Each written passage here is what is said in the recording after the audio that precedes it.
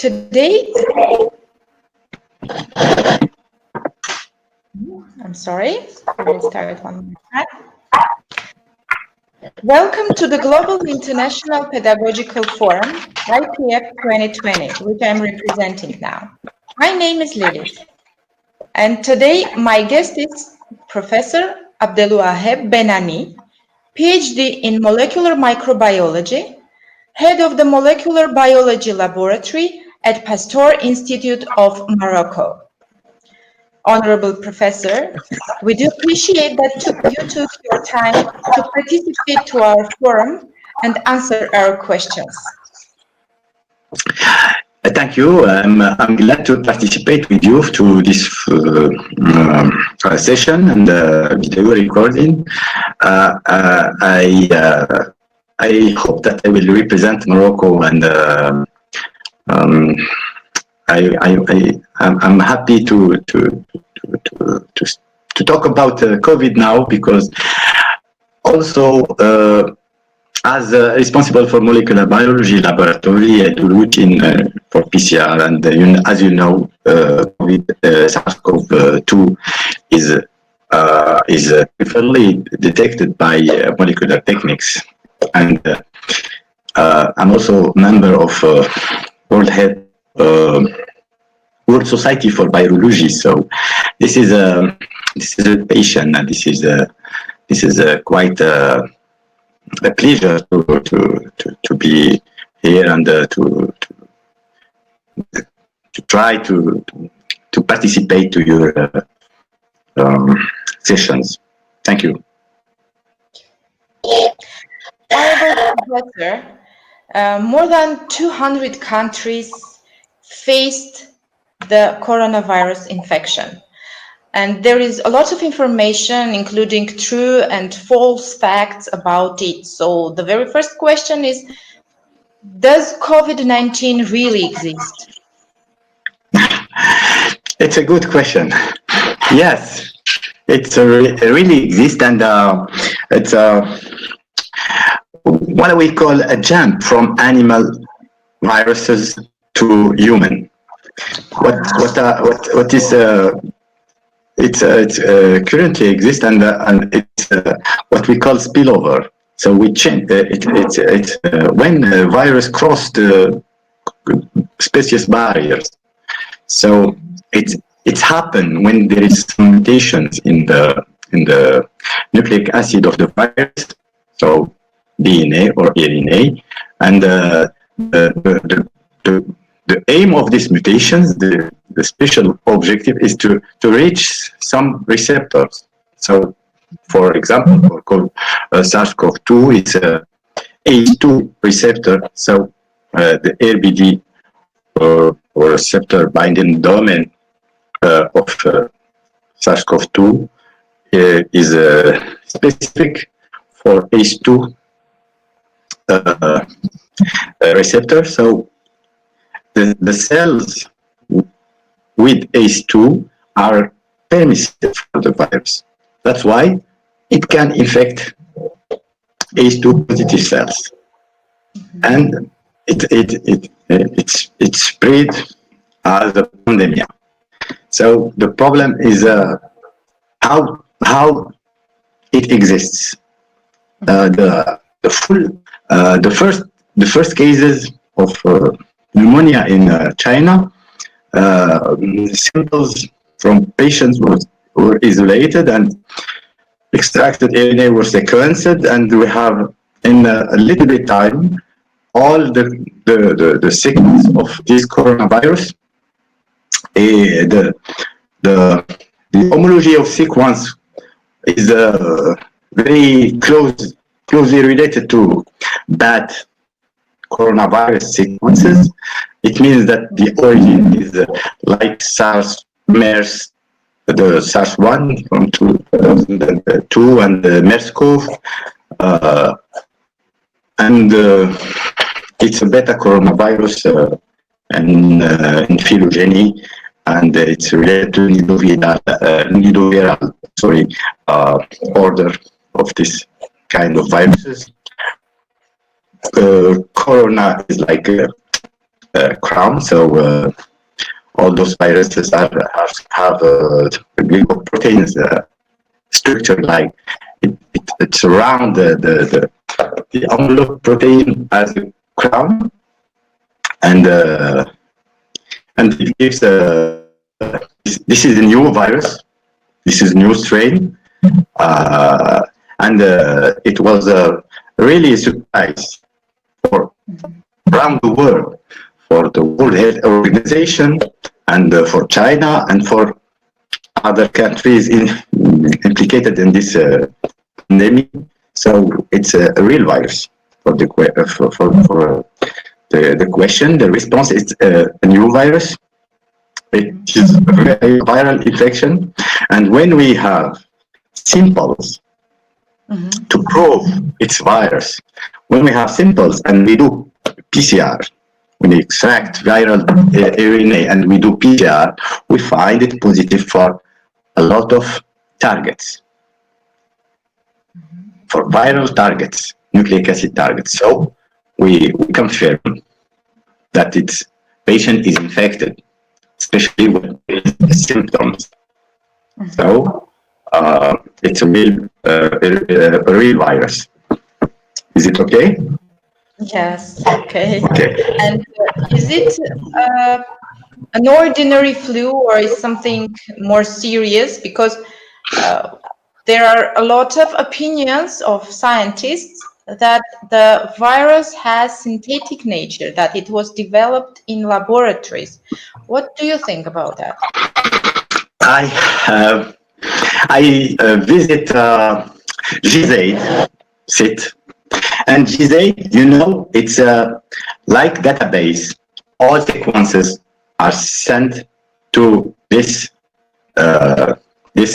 sit in German sit maybe, and we have a lot of compilation, and we can compare sequences from different countries, and we have an idea about the size of the genome, of the full genome. This the particularity I would like just to add one interesting thing, that the particularity of coronavirus, this one, is that it has a very large genome. It's the biggest RNA genome, viral RNA genome, maybe 5 times than other viruses. So we have the full length sequence, and in the full length sequence we have the organization of coronaviruses.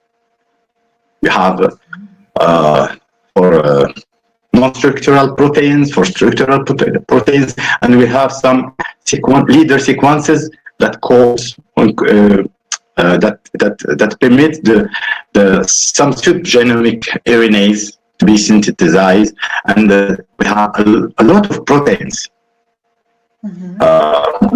And the processing of those proteins will give the polymerase, viral polymerase, or other non-structural proteins, or structural proteins like spike protein, like so it's well organized, and that's why it's from the coronaviruses. It have the same genetic organization, and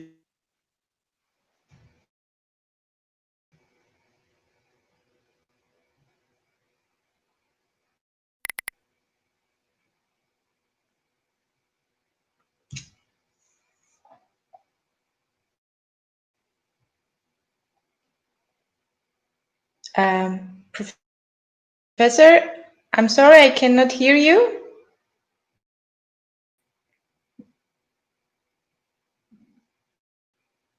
Sir? Okay.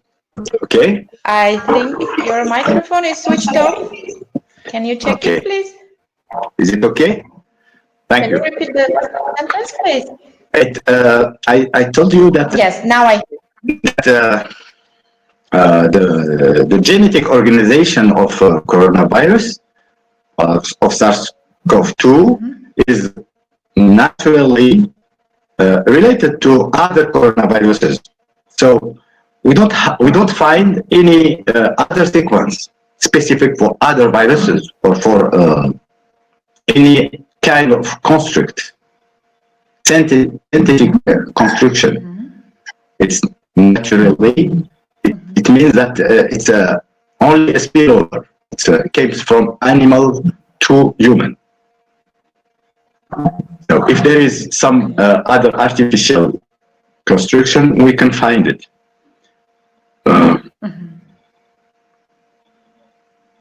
Okay. So the COVID-19 is widely spreading. How to deal with it and what to do with the pandemic? I can tell you, for the first time, the first case was in Wuhan, and was discovered in Wuhan, and it's in a seafood market. It's related to animals.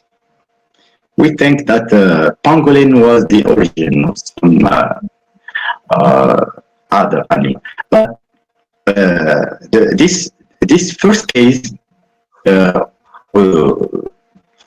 it was surprising because we in China there was a lot of cases of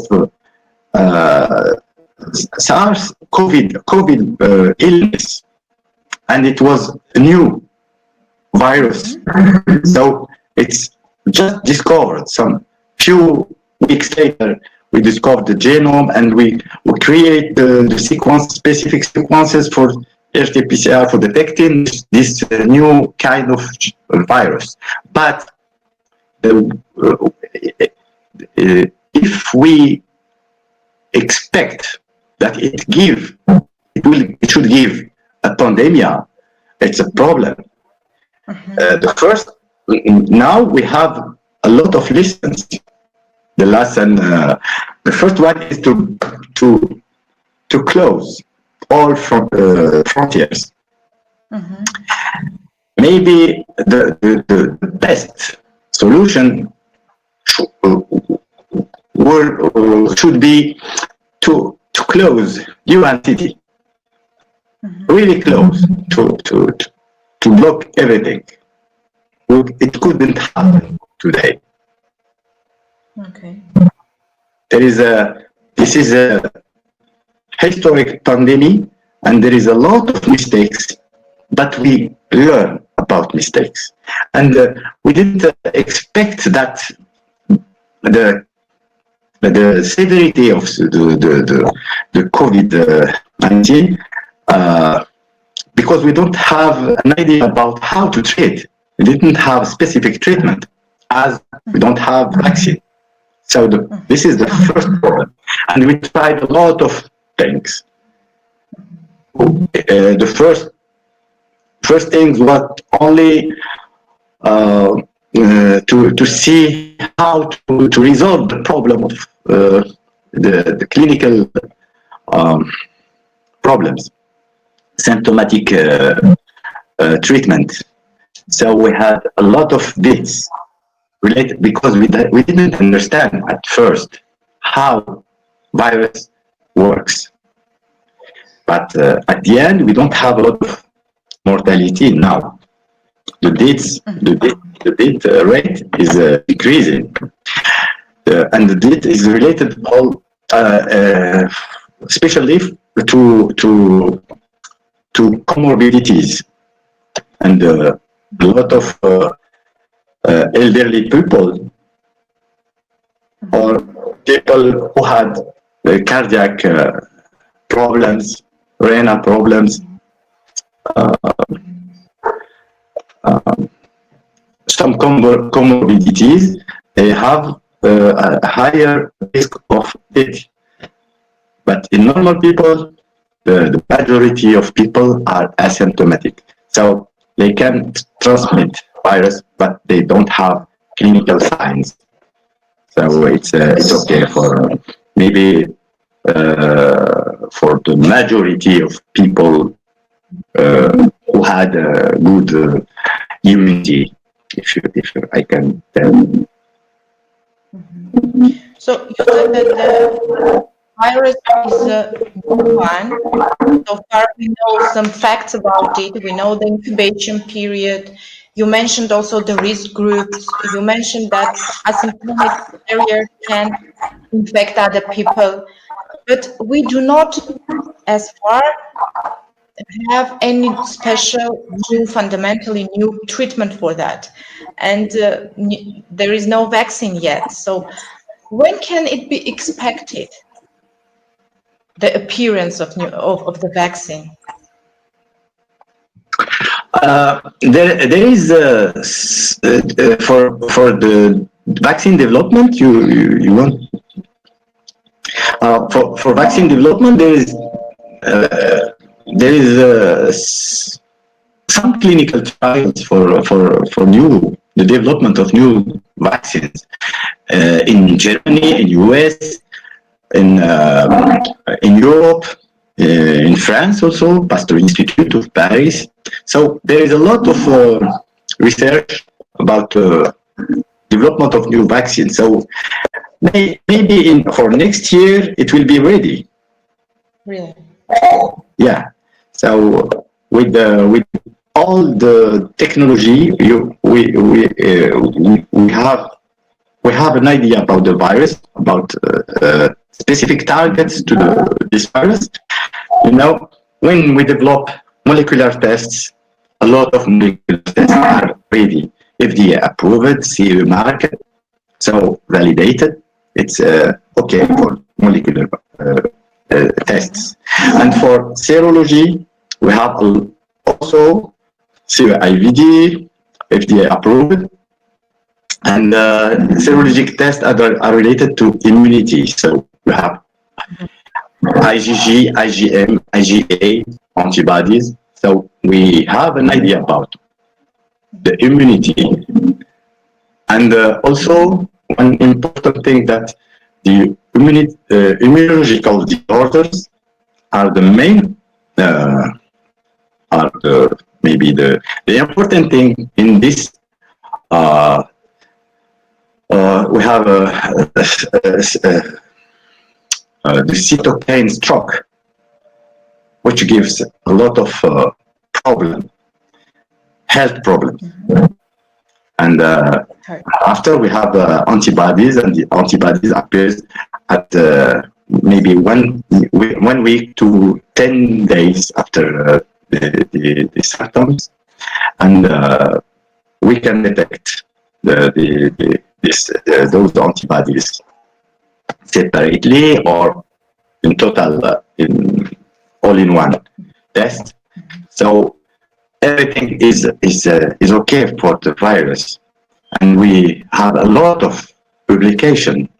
It's really a big data, more than 25,000 papers.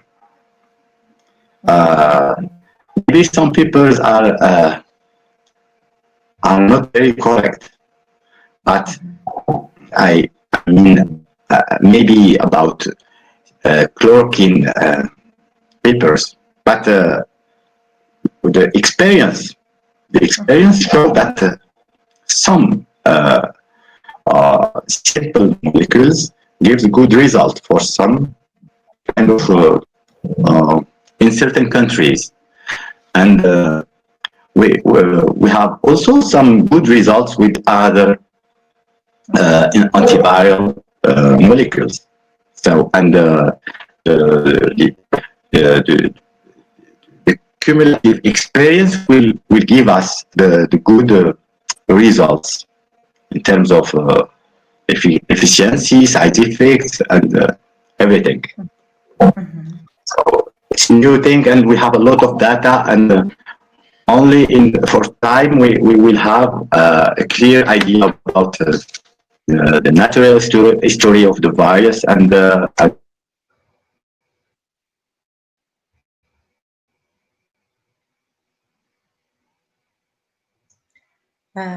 Again, microphone is off. why I don't touch. Okay. Okay.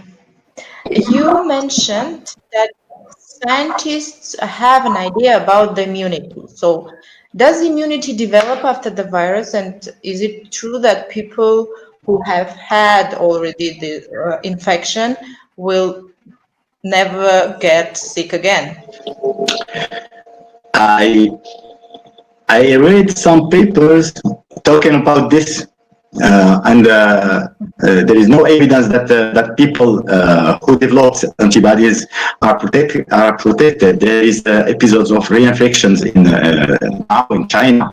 It means that the protection of the protective effects of those neutralizing antibodies maybe it's not for a long time, maybe only in a small period. So everything is new. We are studying a lot of in the field of neutralizing antibodies, uh, the protective antibodies, and there is a lot of studies ongoing on this. It's a big question.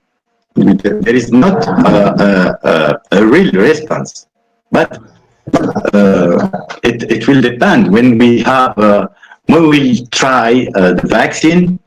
We will understand if it is only for 1 year or for protection, or it will be yearly, or it will protect maybe 5 years. We have some viruses who we need to get a vaccine every year, like flu strains, and we have some ones where we need to have to be vaccinated every 5 years, like yellow fever virus. But now we have yellow fever. Is the update of the vaccine is only once. It means it is effective for a long time. We don't need to re-vaccine after 5 years. But the new vaccine is it's only one vaccination, and that's all. So for SARS, for COVID 19, we don't yet have an idea about the protective effect of the vaccine, and because we don't understand the neutralizing of antibodies, how much time they can protect. We have few time in since the beginning to now. Now we don't have much time to understand and to give the good response for neutralizing antibodies. A lot of research projects are ongoing to this field. Okay. What about the measures necessary to be taken not to get COVID-19? I mean, is self-isolation or quarantine are effective measures? And what about PP measures, personal protective measures? What do you think about that?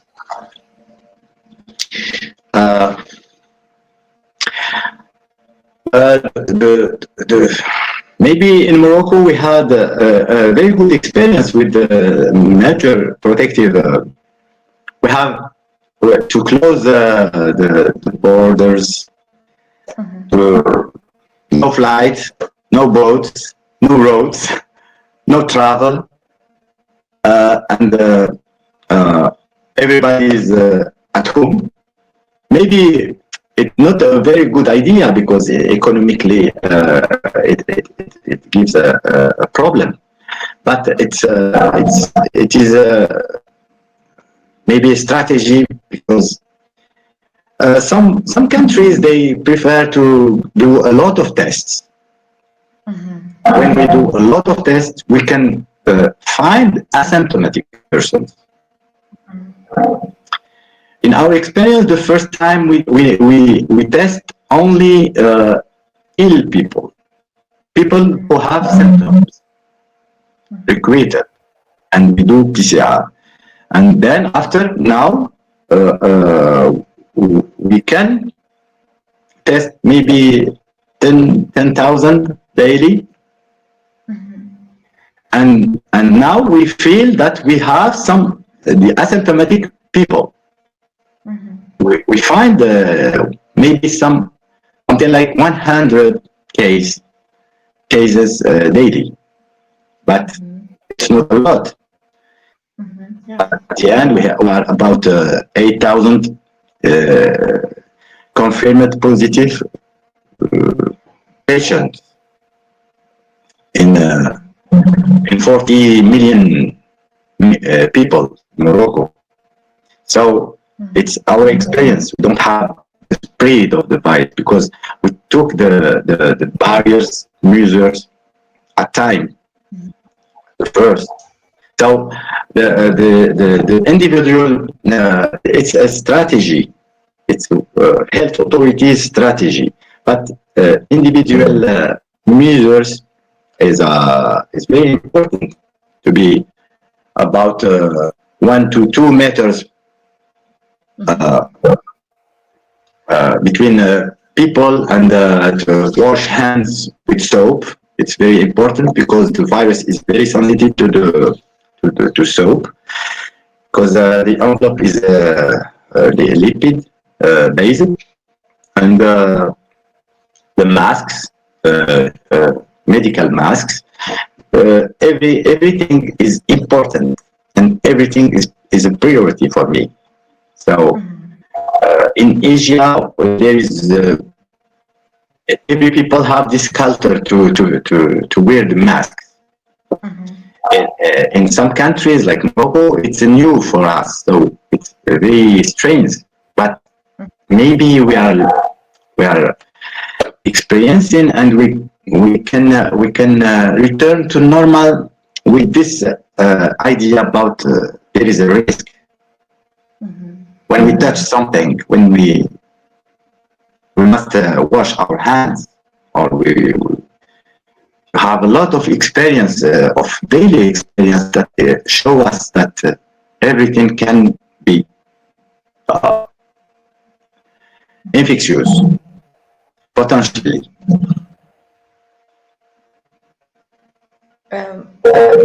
Europe has the peak, and lockdowns are being relaxed. But is there a risk of second wave of the disease? And is it correct to remove all the restrictions? Can you repeat this? Yes, sure. Most of Europe has passed the peak of the disease, and lockdowns are being relaxed. Yeah. But is there a risk of a second wave of the coronavirus infection? And is it correct to remove restrictions? Good question. We are supposed to remove these restrictions because it's impossible to live like this for a long time. It's really impossible. Everybody need to be active, to go working, to go swimming, to do sport and everything. So maybe we can think about another version, a clever solution for individual protection and for the community protection. As it is a new thing, the solutions are what we see, and there is some mistakes. We didn't control. No country controlled the first case when it happens, but they monitor the new cases every day. But the first case, it came from, and the contacts and all those measures maybe will be our lesson for the next time. now we have the lesson, we have the experience, and we can't have experience without mistakes. This is the experience. We leave the mistakes. So it means that we are prepared to another infectious disease like this, and maybe the things will be change of the habits and the change of how can we proceed. Each country, the health authorities, World Health Organization, and how things can be really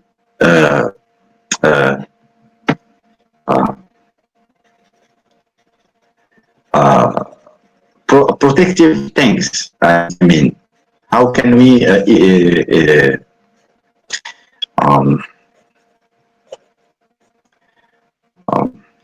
do against the spread of infection?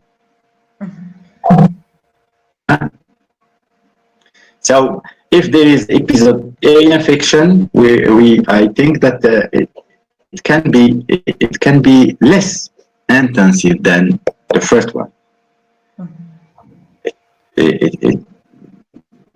Maybe when we are infected, especially asymptomatic patients, and asymptomatic patient represents the majority of infected persons, because you have maybe 90% of asymptomatic people who get infection and are well, but the minority, very minority, maybe 10 to 20% of the infected people, the majority as elderly, are with comorbidities, with other health problems. Those cases have a high risk of death. So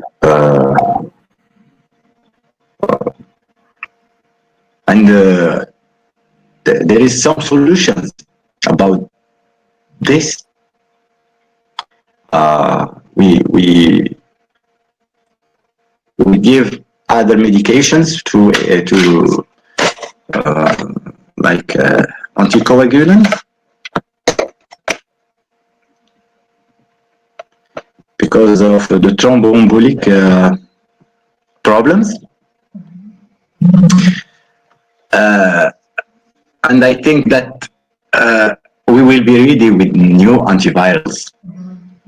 There is a lot of clinical trials in the new molecules. So we hope that we will find new issues to fight against this viral infection. One more question again about the measures of quarantine. You said that it's not impossible to keep all the people to stay in quarantine all the time, and the summer temperatures, vacation season is coming, and many people would like to go to seaside, to the beaches. What do you think? Is there any other additional risk of that when they will spend time on seaside, like on the beaches?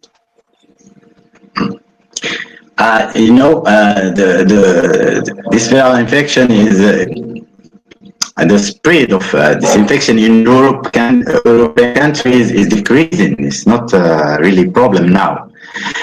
It's a problem in Latin American countries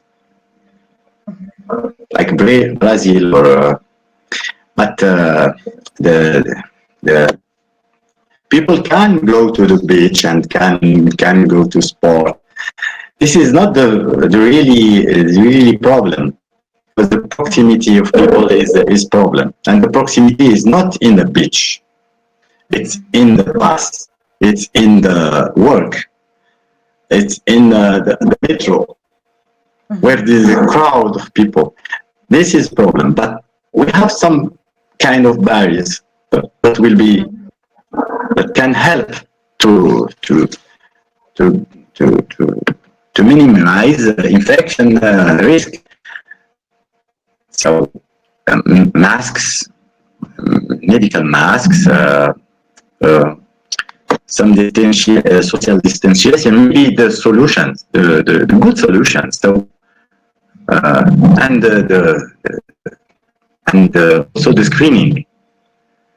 Some health authorities are supposed to screen. So healthy carriers are identified, and they haven't clinical signs. They don't need to be in hospital. So when they are identified, we can ask them to be confined at home, for example. So it will be another culture.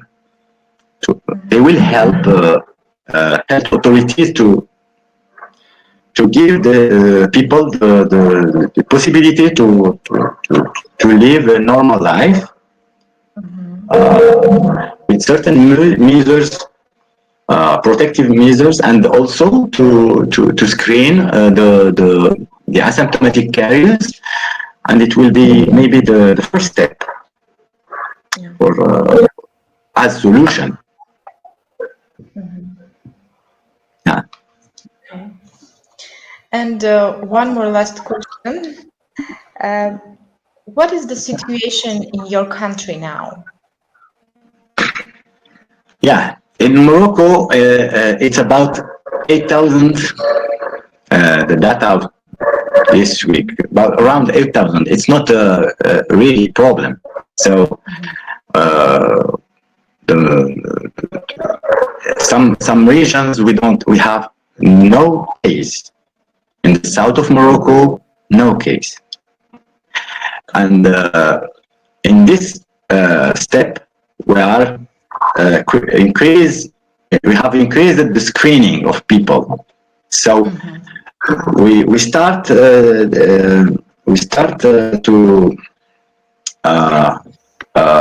all manufacturers, they start, and we have a little bit cases, transmission cases. It's some small clusters, and the clusters are if it's not familial clusters, there is some manufacturers clusters.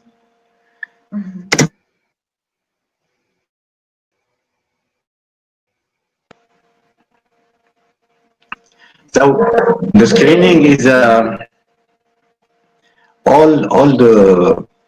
it will be all the active population are supposed to be screened.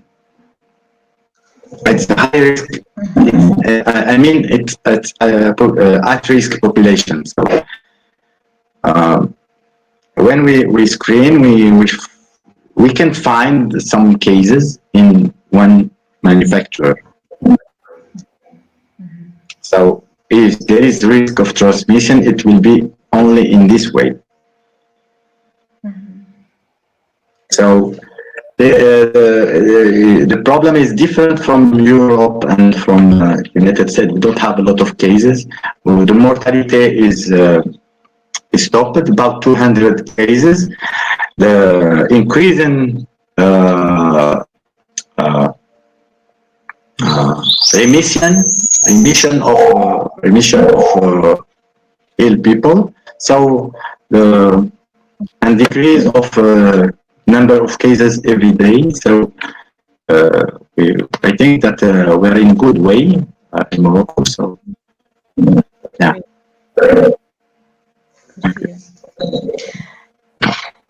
Honorable Professor, thank you very much for your opinion and interesting interview. Stay healthy and safe. Thank you. Thank you very much. And and maybe for another occasion. It will be a pleasure. Thank you. Thank you as well. Goodbye.